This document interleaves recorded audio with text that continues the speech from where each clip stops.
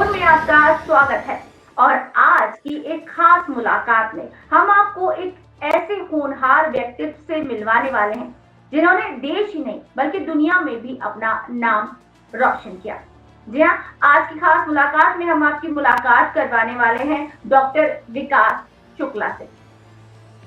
स्वागत है सर आपका, विकास जी।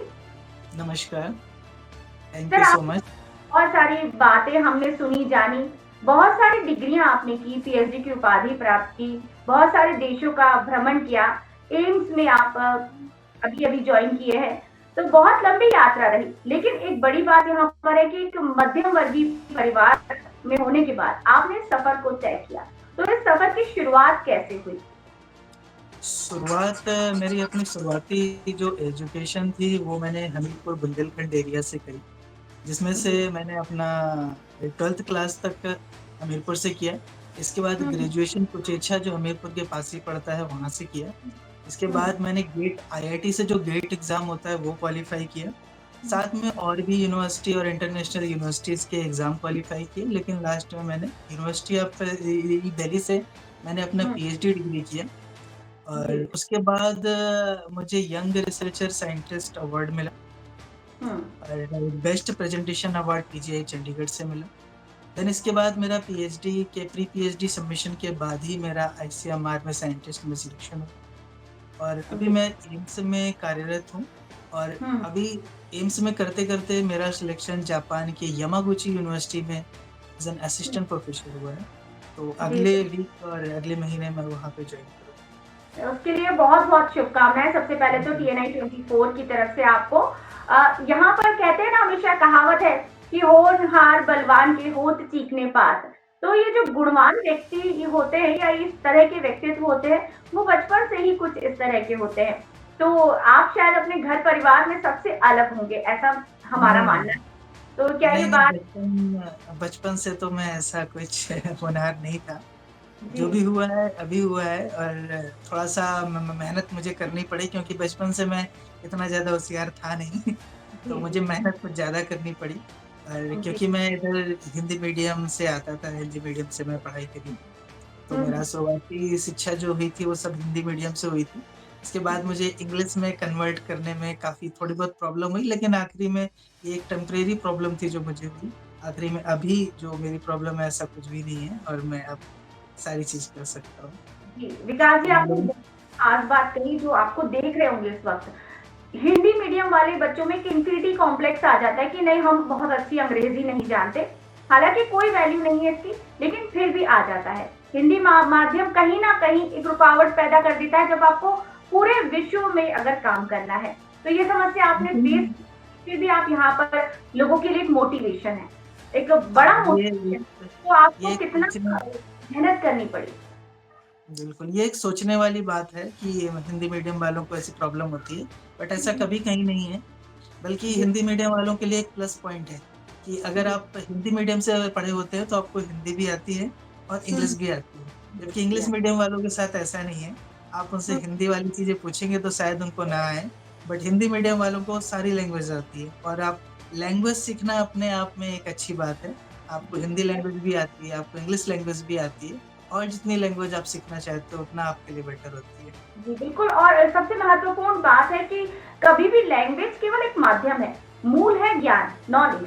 और नॉलेज के बल बिल्कुल। पे इंसान आगे बढ़ता है, और वो आपने साबित करके दिखाया भी है। आज आपको सभी लोग देख रहे हैं और जान रहे हैं, तो यहाँ पर महत्व केवल ज्ञान का रह जाता है। सर, आप इतना आगे बढ़े, अब तो यहाँ तक पहुँच गए हैं, और आपने कहा कि मतलब मैं बहुत ज़्यादा ऐसे पढ़ने में नहीं था, तो कितनी मेहनत करनी पड़ी, कितना समय आपको शुरुआत में देना पड़ा? क्योंकि आपने आईआईटी भी किया, तो आईआईटी उसकी से गेट क्वालीफाई बहुत किया मैंने। जी, तो बहुत सारी मेहनत लगती है। एकदम से हम नहीं कहते कि पेरेंट्स सोचते हैं कि हमारा बेटा ये करे, कितने सारे कॉम्पिटिशन फेस करते हैं, कोचिंग क्लासेस लेते हैं। तो आपने अपना सफर किस तरह से शुरू किया? कोई कोचिंग ली या कुछ कोई था आपके साथ? जी सर, डॉक्टर साहब, आपने जैसे आगे डॉक्टर साहब ही कहेंगे हम आपको। तो अपना जो सफर तय किया उसमें आपके सफर में स्ट्रगल रहा, और पेरेंट्स की क्या भूमिका रही? पेरेंट्स की बहुत भूमिका रही। पेरेंट्स ने मुझे मोटिवेट भी किया और यहाँ तक आने के लिए मुझे सपोर्ट भी किया। तो जी। मतलब उनकी तो प्राइमरी सपोर्ट उनका ही है हर चीज़ के लिए। जी, तो तो उनके आप लिए तो जैसे करना कि परिवार से आते हैं, बहुत सारी फीस लगती है, तो यहाँ पर आप स्कॉलरशिप लेते गए और आगे बढ़ते गए।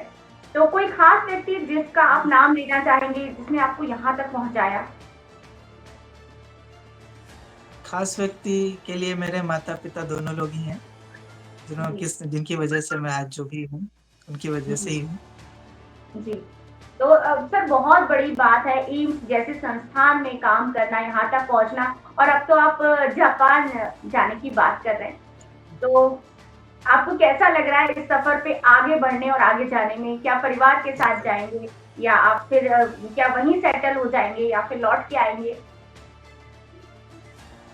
नहीं, ऐसा कुछ वहाँ पे सेटल होने का अभी तक तो नहीं सोचा है, लेकिन वहाँ जाकर के कैसा रहता है और कितना मैं एक्सप्लोर कर पाता हूँ, इंटरनेशनल एक्सपोज़र जितना ले पाता हूँ, उतना लेने की कोशिश करूँगा और आखिरी में मैं चाहूँगा कि मैं इंडिया में ही, जी। जी, बिल्कुल अगला लेकिन सवाल भी ऐसे मेरा बाहर सेटल होने का अभी कोई इरादा नहीं। जी, जी, बिल्कुल, क्योंकि आप इस देश की मिट्टी से जुड़े हैं, देश के बेटे हैं, विदेश में नाम रोशन कर रहे हैं, बहुत अच्छी बात है। तो देश के लिए आगे आपने क्या सोचा है कि आपको किस तरह से अपनी सेवाएँ देनी हैं? अभी जो मेरा काम रहेगा वहाँ पे क्या मेरा अभी यहाँ पे जो काम था वो बोन से रिलेटेड था, आर्थराइटिस से। लेकिन अभी जब मैं जापान जा रहा हूँ वहाँ पे कुछ दूसरा काम होगा मेरा। हुँ, आर्थराइटिस से रिलेटेड भी होगा और बोन से रिलेटेड भी होगा। तो सारे जी। तरीके से काम होगा। तो जो भी आपके रिसर्च होंगे हमारे लिए भी, देश के लिए भी काम आएँगे। हुँ, तो बिल्कुल। विकास जी, अपने जैसे नौजवानों को जो यहाँ तक पहुँचना चाहते हैं, जो आपको देख रहे हैं, उनके लिए आप क्या कहना चाहते हैं?